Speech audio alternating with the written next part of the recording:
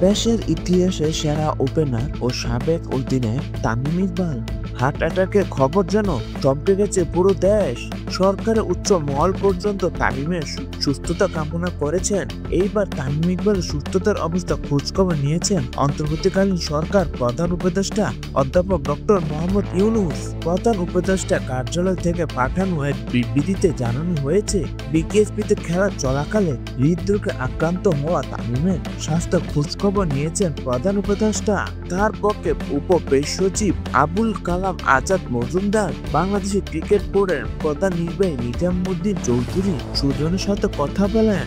সুজন জানিয়েছেন, হৃদরোগে আক্রান্ত হওয়ার পর তামিমকে দ্রুত নিকটবর্তী হাসপাতালে নিয়ে যাওয়া হয় এবং ওই টি-টোয়েন্টি আইকন শারীরিক অবস্থা সম্পর্কে ধারণা পেতে তাৎক্ষণিকভাবে এনজিওগ্রাম করানো হয়। বিসিবি তামিমের চিকিৎসকদের সাথে যোগাযোগ রেখেছে।